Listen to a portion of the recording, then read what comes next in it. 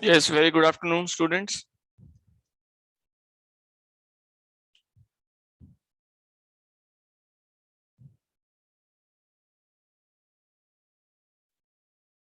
Please reply.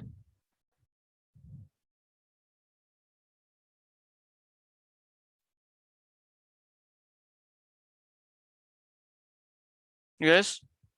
Am I audible to all? आवाज आ रही है मेरी? Yes, sir. Okay.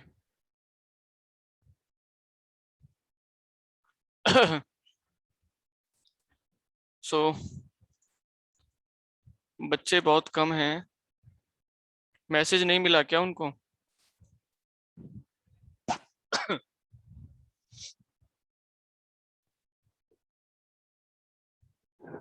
सबको मटेरियल मिल गया जो मैंने सेंड किया था, PPTs and your PDFs? Yes, sir.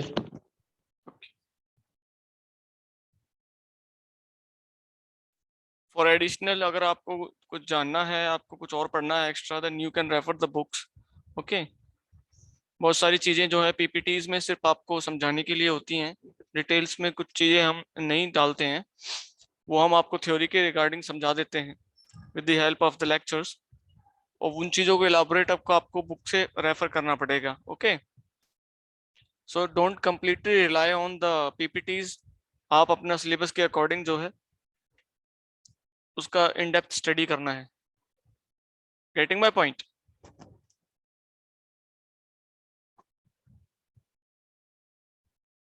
Is it clear? Yes, sir. Okay. So in our last class we discussed about the wind formation, कैसे होता है, because of the pressure differences, and pressure differences because of the heating and the change in density. And then we discussed about the flow, direction of wind, sorry, direction of wind की हमने बात की थी। और ऐसा pattern क्यों होता है हमने इसको जाना, because of the Coriolis forces, and Coriolis forces is because of the Coriolis acceleration, that is part of your theory of machine. Okay, वो जानने जाने की जरूरत नहीं है, वो यहाँ पे कोई पूछेगा नहीं कोरियोलिस फोर्सेस क्या है, बट यू शुड नो कि ये जो पैटर्न है विंड्स का because of the Coriolis forces की वजह से आता है। And the direction of flow of winds is different in northern hemisphere and southern hemisphere because of the orientation इस तरह से है अर्थ की, and the exposure of sun, जो equator is much more exposed to the sun rays as compared to your poles. Okay, so you can see the distance of sun rays has to travel more distance to reach your south pole or north pole or south pole as compared to the equator. So generally equator has much more temperature as compared to the poles of the earth. इसकी वजह से heating भी ज्यादा होती है, and the forces जो pressure differences है create होने की वजह से आपकी विंड्स मूव करती हैं। This diagram we have discussed how the heating of surface more faster as compared to the water, due to which the air above the grounds becomes lighter and lifts up, creating a cavity or vacuum or low pressure region here. And the low pressure here region जो है इसको fill करने के लिए cooler air from above the sea surface rushes, and that rush movement generates your winds. Okay, the higher the pressure difference, the higher will be the winds flow. जिसी वजह से देखो आप, बारिश से पहले जब गर्मियां बहुत तेज होती हैं, देन आंधी तूफान जो आते हैं, and your tornadoes, your cyclones, all because of the pressure differences created at two different places, where जहाँ पे एक जगह जो है हॉटर एनवायरनमेंट है, हॉट एयर है, एंड अनदर पॉइंट ऑफ जहाँ पे है लोकेशन, वहाँ पे आपकी जो है कूलर एयर है। So because of the pressure difference and the density variation, the movement of air वहां से होती है। यहाँ से यहाँ जैसे अगर मैं बात करूं तो ये because of the pressure difference हो रही है। यहाँ का प्रेशर P1 मैं मानता हूँ, एंड यहाँ का प्रेशर मैं मानता हूँ P2, then P2 will be greater than P1, तो विंड की डायरेक्शन ये हो जाएगी। अगर ये चीज रिवर्स हो जाए, okay, then direction of air will reverse and the wind direction will also reverse. Okay, so wind turbines, the rotating machines that can be used to generate electricity from kinetic power of the wind. Wind की जो kinetic energy है उसकी motion की वजह से उसको हम harness करके अपने ब्लेड्स जो है टरबाइन के उनको स्ट्राइक करा रहे हैं, and because of that the kinetic energy is now converting into the rotational mechanical energy, and then mechanical energy को हमें इलेक्ट्रिक एनर्जी में कन्वर्ट करना आता है। सो अलाइक जैसे कि एयरक्राफ्ट प्रोपेलर होता है, टर्निंग अ मूविंग एयर, वो क्या करता है, एयर थ्रस्ट प्रोड्यूस कर रहा है because of the moving turbine. यहाँ पे हम क्या कर रहे हैं, उल्टा कर रहे हैं। The power the electric generator supply electric currents, यहाँ पे क्या हो रहा है, फॉर फैन इलेक्ट्रिसिटी विंड बनी, मतलब हमने फैन चलाया, इलेक्ट्रिसिटी दी फैन को, एंड इलेक्ट्रिसिटी कंज्यूम हुई, फैन घूमा, ब्लेड्स घूमे, एंड विंड हमें मिली, यानी कि हवा हमें मिली, हम पंखे के नीचे बैठे हैं। टरबाइंस में क्या है, विंड जो है वो धकेल रही है आपके ब्लेड्स को, और धकेलने की वजह से योर ब्लेड्स आर मूविंग। उनका डिजाइन कुछ ऐसा होता है कि as the wind moves over the surface of the blade, it will induce a torque on the blade. Torque जब इंड्यूस होगा, इट इज नाउ जो ब्लेड है that is connected to your rotor. मैं दिखाता हूं आपको diagram. So here you can see this is the rotor, blue colour का जो है, this is the blade and this is your rotor and this, ये रोटर के ऊपर माउंटेड है ब्लेड। जब एयर यहाँ से इसके ऊपर से मूव करेगी, it will provide torque to this, T torque. And torque यहाँ पे जैसे टी फोर्स लगा, इसको घुमाया, इस ये घूमेगा तो ये भी घूमेगा, जो इस पे लगा है प्रोपेलर, जो ये आपकी शाफ्ट लगी हुई। And this shaft is connected to your generator. Okay, एक माउंटेड होता है जनरेटर, इसके पीछे लगा होता है, टरबाइन के पीछे ही, देखेंगे अपनी आगे वाली स्लाइड्स में हम। ओके, तो यहाँ पे हमने जाना कि फैन और ब्लेड में क्या फर्क है। Okay, that is energy consuming devices to produce wind and turbines are electricity producing devices with the help of wind. उल्टा हो रहा है, wind rotates the turbine blades, spin a shaft connected to the generator, the spinning of shaft in the generator makes electricity. Okay, so the efficiency depend upon the number of blades in the windmill. Simple सी बात है, अगर आपके number of blades ज्यादा होंगे, the more area will be available for the wind. ज्यादा area होगा, ज्यादा फोर्स होगी, ज्यादा फोर्स ज्यादा टॉर्क मींस योर पावर जो डेवलप कर रहा है ब्लेड्स, टरबाइन की जो रोटेशनल पावर है, that is high, and you can generate higher amount of electricity with this help of more number of blade turbines. Okay, मतलब multiple blade turbines जो होगी उससे। is it clear? Okay, now moving to towards the blade configuration. अगर मैं बात करूं single blade configuration की, so rotor must move rapidly. Gear box जो है स्पीड रिडक्शन के लिए हम इस्तेमाल करेंगे। High speed means more noise and more impact, so उसको रिड्यूस करना है हमें, for that we use gear box. 10% less energy than double blade. जो दो ब्लेड की टरबाइन जितनी पावर हार्नेस कर सकती है, जितनी विंड पावर को यूटिलाइज करके हमारे को मैकेनिकल एनर्जी प्रोवाइड कर सकती है, उससे 10% लेस एनर्जी ये कैप्चर करेगा single blade. And you can C a blue, ये जो डॉट इसमें लगा हुआ है, दिस इज फॉर बैलेंसिंग। ये बैलेंसिंग के लिए है, इसको बैलेंस करने के लिए, ताकि ये ब्लेड, अगर एक सिंगल ब्लेड आप कैसे मूव कराओगे, सो काउंटर बैलेंसिंग के लिए this is the blade to balance this blade over a shaft. ठीक है, ultimately provide no cost saving. Cost saving कुछ नहीं है इसमें। अगर हम एक ब्लेड इस्तेमाल कर रहे हैं, हम एक ब्लेड की जो है, मान लो हम जो कॉस्ट है उसको बचा रहे हैं, डबल ब्लेड लगाएंगे तो हमें दूसरे ब्लेड की भी जो है कॉस्ट देनी पड़ेगी। अगर हम इसको हटाते हैं तो इससे 10% तो एफिशिएंसी आ रही, कम होगी हमारी, और स्पीड रिडक्शन भी करना पड़ गया, प्लस हमें एक एडिशनल मास भी लगाना पड़ गया। तो ये कुछ ऐसा कॉस्ट इफेक्टिव नहीं है। जब हम बात करते हैं ड्यूल ब्लेड टरबाइन की, wind turbine, dual blade wind turbine की जब मैं बात कर रहा हूँ, तो rotor must move more rapidly than high speed means more noise and other impacts. High speed से तो इम्पैक्ट आएंगे ही आएंगे, सो उसके लिए रिडक्शन में हम गियर बॉक्स लगाएंगे।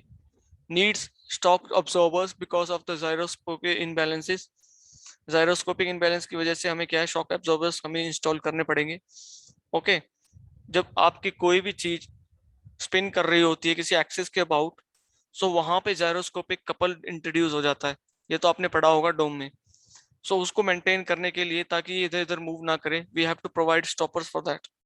Captures less energy, that means 5% less energy as compare to 3 blade turbine.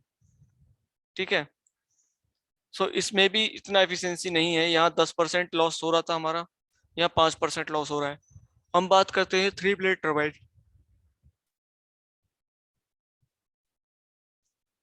So 3 blade turbine की सबसे पहली खासियत ये है कि it balances gyroscopic forces.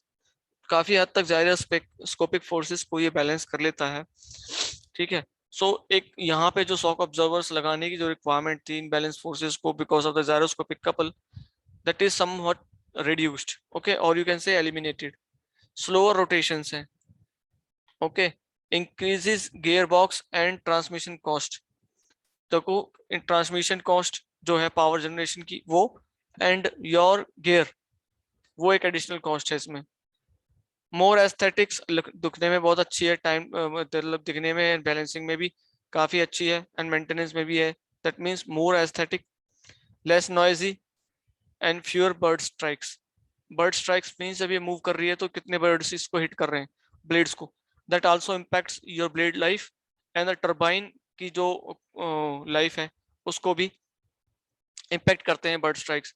You must be heard about, कई प्लेन जो हैं क्रैश हो जाते हैं because of the bird strike while taking of from your, जो रनवे से जब ये टेक ऑफ करता है जहाज, तो उसकी वजह से क्या होता है, नीचे जो बर्ड्स होते हैं वो इनके इंजन्स में जाके टरबाइन ब्लेड से स्ट्राइक कर जाते हैं। बिकॉज ऑफ दैट जो टरबाइन है वो फेल हो जाती है, टरबाइन इंजन्स होते हैं इसमें, दैट फेल्स, एंड उसकी वजह से कई बार जो है आपकी एयरक्राफ्ट क्रैश हो जाते हैं। So bird strike is also an major issue while you are dealing with the turbines, wind turbines. Okay, so यहाँ वो भी कम है। So overall अगर हम देखें तो 3 blade turbine is much more better than 1 blade or 2 blade turbine. Okay.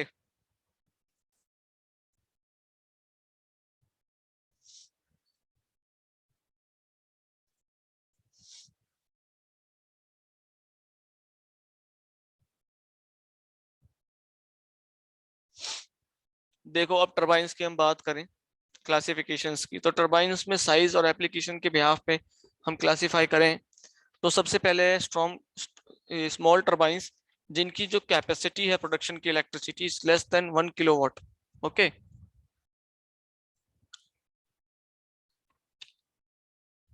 ये कहाँ पे इस्तेमाल कर रहे हैं हम, होम्स में, जो जहाँ पे जो ग्रिड कनेक्टिविटी की दिक्कत से। ओके, रिमोट एरियाज हो गए जहाँ पे विंड एसेसिबल है, फॉर्म्स हो गए जहाँ पे आपका पूरा लार्ज एरिया हमारे पास एसेसिबल है विंड टर्बाइंस को, और ऐसे एरियाज, रिमोट एरियाज जो सिटीज से दूर हैं, जहाँ हम पावर केबल्स बिछाने में असमर्थ हैं। नाउ इंटरमीडिएट विंड टर्बाइंस जिनकी पावर कैपेसिटी जो है वो रेंज करती है 10 to 500 किलोवाट। ये कहाँ इस्तेमाल की जाती हैं generally, they are generally used in your village hybrid systems, distributed powerment. ठीक है, जहाँ पे आप एक बड़े एरिया में आप लगाइए और अपनी लोकेलिटी के जो एरियाज हैं वहीं पे आप प्रोडक्शन कर रहे हैं इलेक्ट्रिसिटी का, एंड वहीं पे कंज्यूम हो रही है।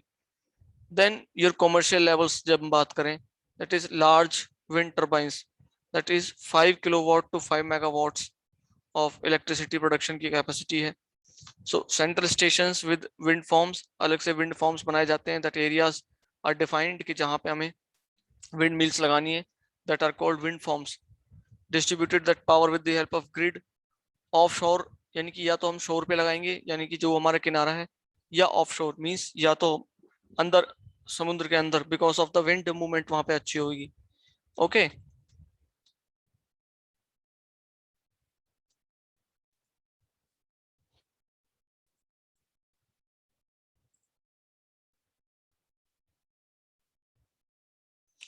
Now depending upon the axis, turbine किस एक्सिस पे मूव कर रही है, whether the axis is horizontal or the vertical.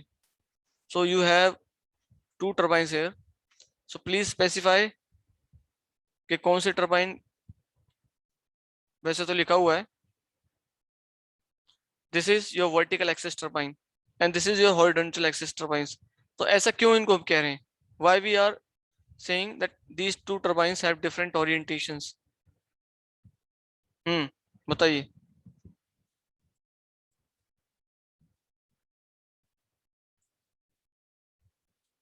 कैसे क्लासिफाई किया है हमने इनको horizontal vertical, what are the criteria, why we are saying that जो फर्स्ट वाली ये आपकी टर्बाइन है विंड टर्बाइन, इसको हम कह रहे हैं वर्टिकल एक्सिस, इसको कह रहे हैं हॉरिजॉन्टल एक्सिस। बस बताइए अभिषेक।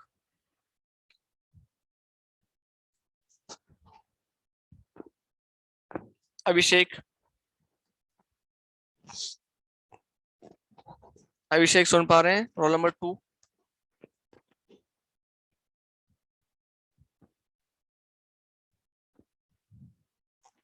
अभिषेक प्लीज रिप्लाई। सुन पा रहे हैं अभिषेक, बाकी बच्चों को आ रही है आवाज,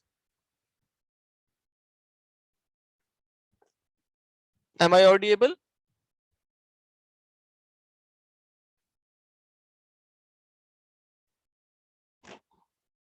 यस रौनक।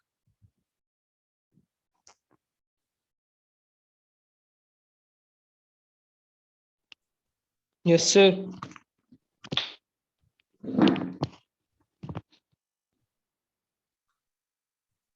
आवाज आ रही है रौनक मेरी? यस सर आ रही है। फिर ये अभिषेक ये अनम्यूट क्यों नहीं कर रहा है? पता नहीं सर।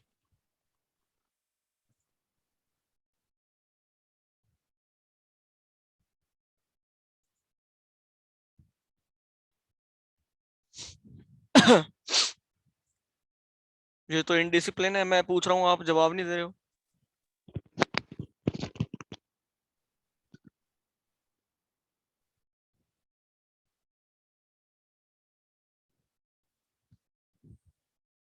यस अभिषेक, अब बताइए।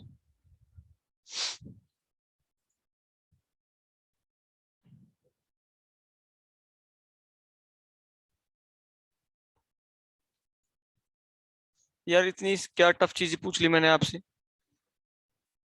जो इतनी चीजें आप जवाब नहीं दे पा रहे हो। How would you answer the your interviewer? इतनी छोटी छोटी चीजें आप नहीं बता पा रहे हो। ये देखो ये ब्लेड्स जो हैं, इनकी मूवमेंट अगर आप देखोगे तो किस एक्सिस के अबाउट हो रही है? दीज आर, ये ऐसे मूव कर रही है टरबाइन, तो इसकी एक्सिस ये हो गई।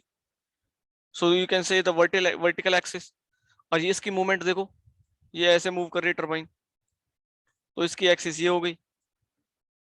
3D में देखो इसको, ये इसकी एक्सिस है ना, ये ऐसे, जिसके अबाउट ये ऐसे टरबाइन मूव कर रही है। सो ग्राउंड से देखो इसकी है, ये पैरेलल टू ग्राउंड है। Yes, and this is perpendicular to the ground, that's why it's vertical. So दोनों को क्लासिफिकेशन हमने कर दिया, vertical axis and horizontal axis. दो तरह की विंड टरबाइंस हैं, इसमें क्या इतना सोचने वाली बात है? छोटी छोटी चीजें नहीं बता पाते आप। ओके देखो ये ब्लेड्स हैं, कर्व्ड ब्लेड्स, ये कर्व्ड, ये भी curved. 3 blade turbine curved, curved है इसमें।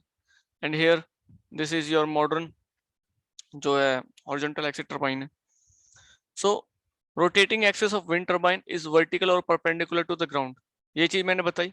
सो एक्सिस है is perpendicular to the ground, you can see if this green line is your datum for your ground, then you can see the axis of rotation of the blades is 90 degree, and here the axis is parallel to the ground and making zero angle, that means this is horizontal.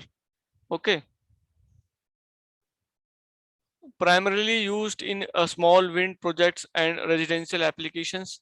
Okay, powered by wind coming from all 360 degrees, no yawing mechanisms, means इस तरह से जो movement होगी, ये वाली yawing movement is missing. ये वाली तो यहाँ पे शिफ्ट कर जाएगी, ऐसे ऐसे घूम जाएगी, लेकिन यहाँ पे yawing मूवमेंट परमिटेड नहीं है। एंड विंड फ्रॉम 360 डिग्री, यहाँ से, यहाँ से, यहाँ से कहीं से भी विंड आए, it will utilize that wind for making power. Ideal for installation where wind conditions are not consistent, मतलब उनकी directions consistent नहीं है, or due to the public ordinances the turbine cannot be placed high enough, कि जहाँ पे जो है turbine जो आपकी ब्लेड्स हैं इनको हम हाई माउंट नहीं कर सकते because of the public ordinance की वजह से, to benefit from steady winds. Okay, so these are the applications of your vertical axis turbines. Not talking about your horizontal axis turbines.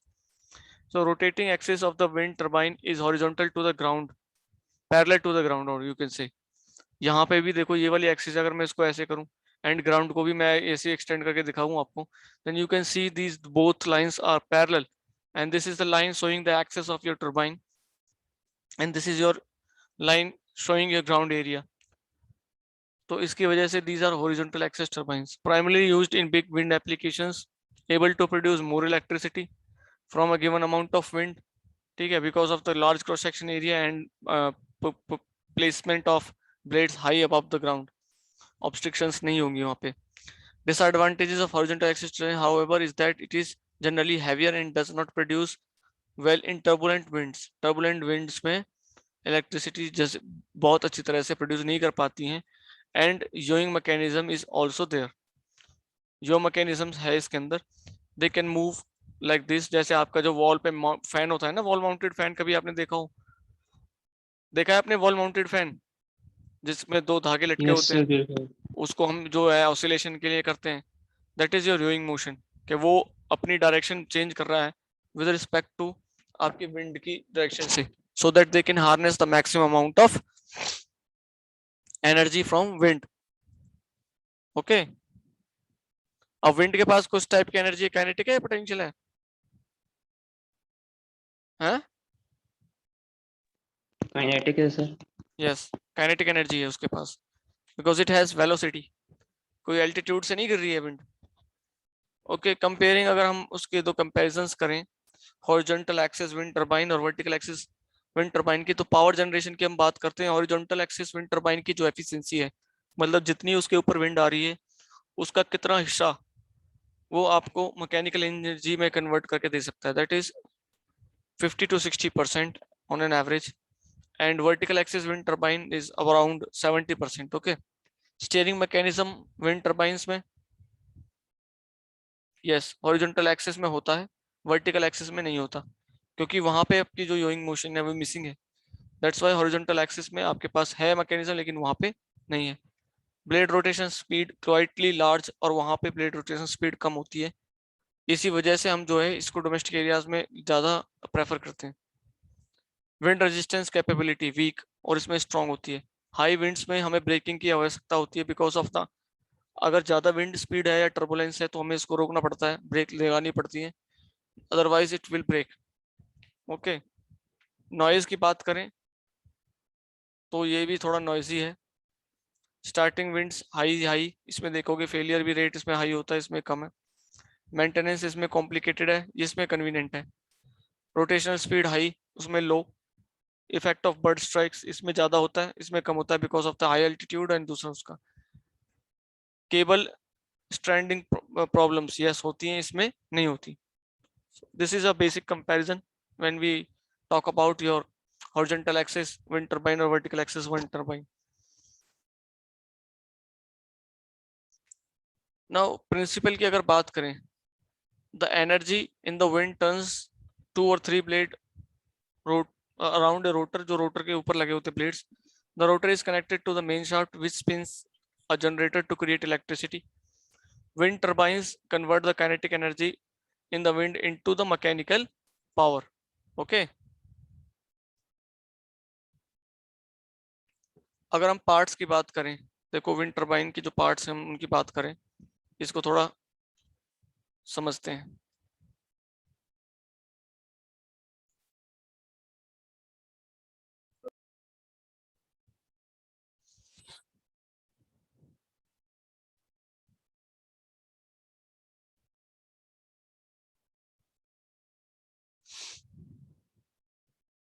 सबसे पहले तो ब्लेड ही है, ये तो हमने देख लिया कि ब्लेड्स, ये ब्लेड्स हैं आपके turbine.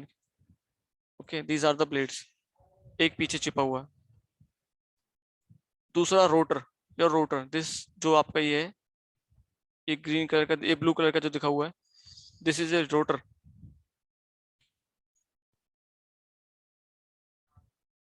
Okay, now pitch system, pitch system क्या होता है, एक्चुअली क्या है, आपके जो ब्लेड्स हैं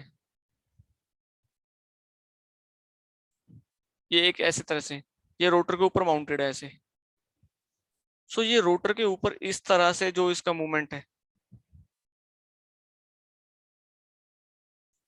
ठीक है, ये एक तो रोटर तो ऐसे मूव करेगा ही करेगा, ठीक है, लेकिन जो ब्लेड के ऊपर जो रोटर है वो भी इस डायरेक्शन में मूव कर सकता है, that is your pitching motion.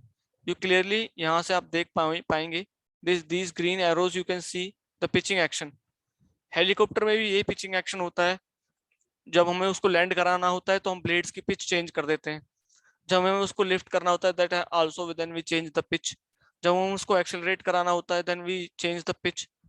So all of the operations taking place in your helicopter, similarly यहाँ पे भी कि हमें कितनी विंड पे कितना एंगल रखना है ब्लेड का, that is pitching.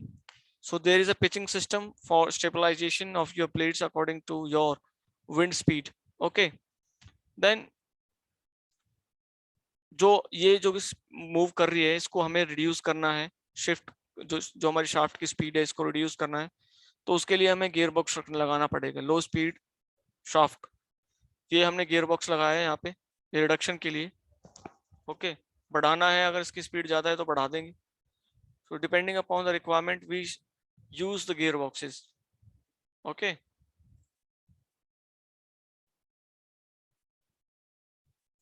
Then again breaks.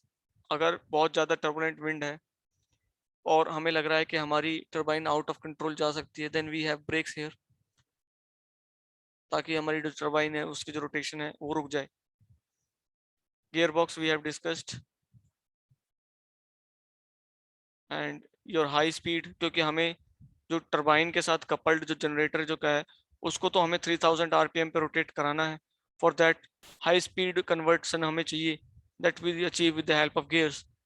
तभी तो हमें 50 हर्ट्ज की जो फ्रीक्वेंसी मिलेगी इलेक्ट्रिसिटी की। यस और no?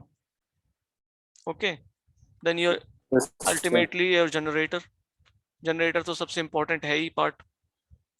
Okay, then your controller. Controlling mechanism means how to control your yawing mechanism. जो यहाँ पे यो लगा, योइंग ड्राइव जो है कि इसको कितने ओरिएंटेशन पे मूव करना है, किधर इसको रखना है। दूसरा पिचिंग कितनी होनी चाहिए, ब्रेक्स लगाने कि नहीं लगाने, ठीक है, कितनी स्पीड आ रही है उसके हिसाब से गियर बॉक्स को एडजस्ट करना। This all because all happens in your controllers, and this is your device for measurement of your wind speed as well as direction. Okay, that is anemometer. okay, yaw drive I have discussed. This is the yaw drive for motion of the whole turbine process. तो आप एक चीज देखोगे कि आपकी turbine, shaft, gear box और आपका generator, ये सिर्फ सारा का सारा एक ही यूनिट है। एक ही यूनिट के अंदर सब चीज इसमें देखा कंसिडर्ड किया है, इसको रखा हुआ है। तो आप देखोगे कि ये इसमें कोई एडिशनल पार्ट हमने बाहर से और नहीं लगाया है, ये सारा एक ही सिस्टम में कन्वाइंड है। सिर्फ हम यहाँ से वायर नीचे लेके जाएंगे और जो इलेक्ट्रिसिटी प्रोड्यूस है उसको सीधा कंज्यूम करेंगे। सो एक बड़ा सा ऊपर जो है ड्रम टाइप का होता है जिसके अंदर ये रखे होते हैं सारे कंटेंट्स। यू कैन सी यहाँ पे देखा हो ब्लैक डॉट्स दिख रहा है, ये वाला पोर्शन, ये वाला। और मैं आपको अगर दिखाऊं किसी और पिक्चर में मिल जाएगा तो मुझे।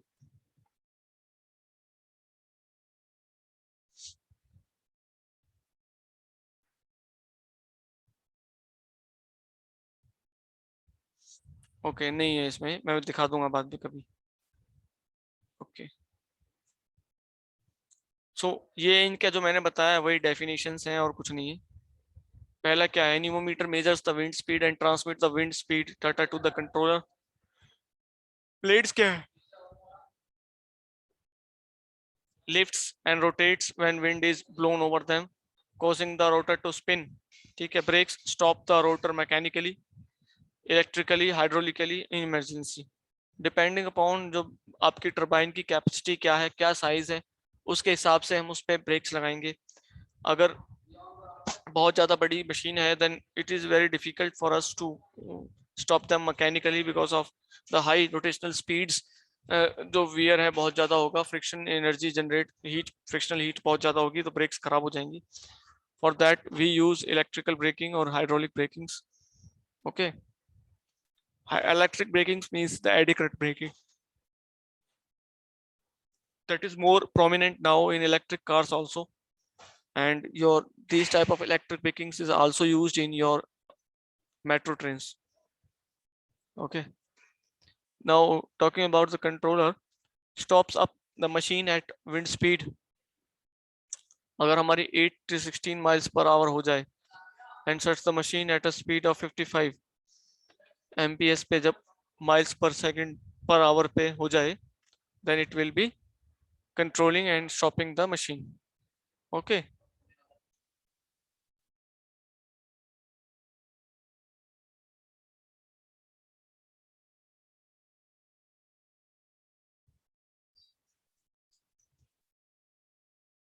ओके, सो गियर बॉक्स। तो गियर बॉक्स से तो आप जानते ही हैं सबसे इंपॉर्टेंट गियर बॉक्स होता है किसी भी ड्राइव की। अगर हम बात करें, जब हमें स्पीड रिडक्शन करना है या स्पीड इंप्रूवमेंट करना है, then we use gears. So connect the low speed shaft to a high speed shaft and increase the rotation from 30 to 60 rotations पर मिनट होते हैं आपके ब्लेड्स के। कभी आपने देखा हो कि विंड टर्बाइन के जो ब्लेड्स हैं वो धीरे धीरे घूम रहे होते हैं, but we have to run the generator at a speed of around 3000 RPM। So हम कैसे इसको अचीव करें? This can be achieve with the help of proper arrangement of gears, और इसको हम इंक्रीज कर देते हैं around 1000 to 1800 RPM। This is the rotational speed required for most generators to produce electricity. Now, यहाँ पे काफी बच्चे सोच रहे होंगे कि ये सर ये इतना कम पे तो नहीं होगा, जब हमें 3000 की बात कर रहे हैं स्पीड की, तो ये तो कम है। एक्चुअली क्या है, ये डिपेंड करता है 3000 RPM के हमारे जो पोल्स हैं उसमें वो कितने हैं जनरेटर में। This is an electronic subject, electrical का सब्जेक्ट है। अगर हमारे जो इसके अंदर पोल्स ज्यादा हो जाएंगे तो कम स्पीड पर भी हम ज्यादा frequency 60 cycles electricity, this is 60 hertz. ठीक है, अगर हम बात करें 60 हर्ट्ज, ये तो हमारे ऊपर है कि हम कितना हर्ट्ज की फ्रीक्वेंसी हमें चाहिए, वो रोटेशन से हम उसको डिसाइड कर सकते हैं। It is generally an of the self induction generator. Okay, now high speed shaft drives the generator, क्योंकि हमें हाई स्पीड पे चाहिए, and low speed shaft turns the low speed shaft at 60 RPMs per minute. Okay.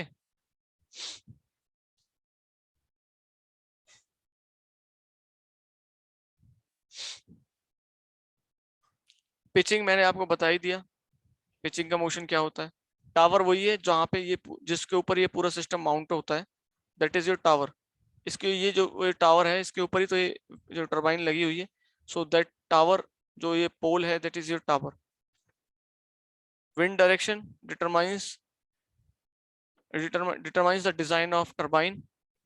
ये तो upwind turbine है, like one shown in the here figure, ये दिख रही है आपको। into the wind while downwind turbine face away।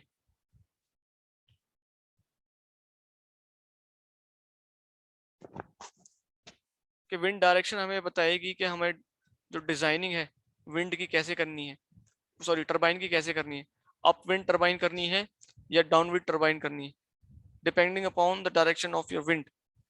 Wind veins measures the wind direction and communicates with the your drive. के wind direction जो है, जो वो ये जो लगे हुए थे ना कप्स टाइप, एक डिवाइस लगी हुई थी एमीमीटर के पीछे ऊपर, मैं बताऊंगा आपको, एक सेकंड दिखाता हूँ।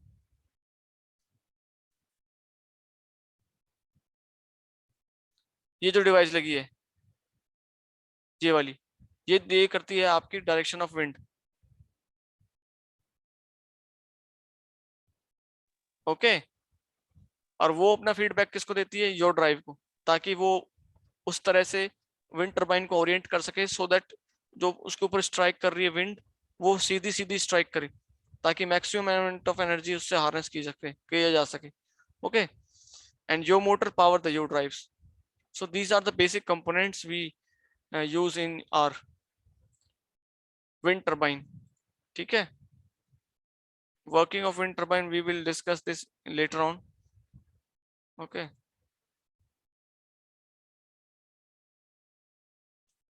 so quickly attend to your roll call।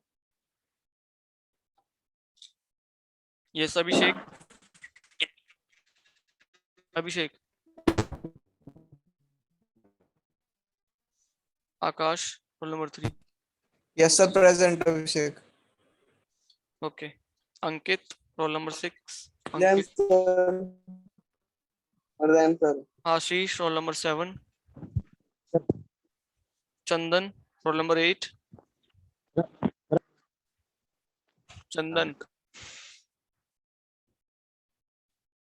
Chandan ji missing है।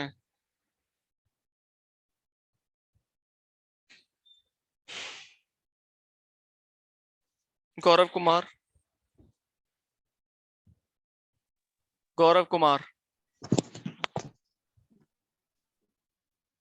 Himanshu, Yes, sir. Himanshu Pundir, Present, sir. Present. Hridesh, Present, sir.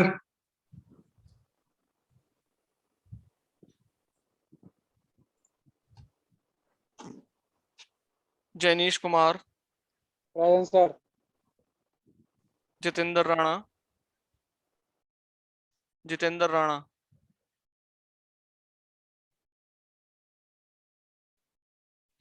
Kartik, roll number 24, Kaushal, Kaushal, Nandini, present sir. Pawan Singh, Pawan, Pawan नहीं आया क्या? प्रेजेंट। पवन कहाँ है? पवन, शेखर है प्रेजेंट तो, सर। शेखर है तो। सर मेरे साथ यही है पवन, इसका भी जो है ना ये प्रॉब्लम हो जा रही है इसमें, पता ठीक है नहीं क्या ठीक हो है, रहा है। Okay. Prince Sohra, Rahul 32, Rahul Chaudhary, Rahul 34, Present sir, Rahul Singh 34. Rakhi, Ramdatt. Present sir. ये राखी क्यों नहीं आ रही? राखी तो पहले रेगुलर थी।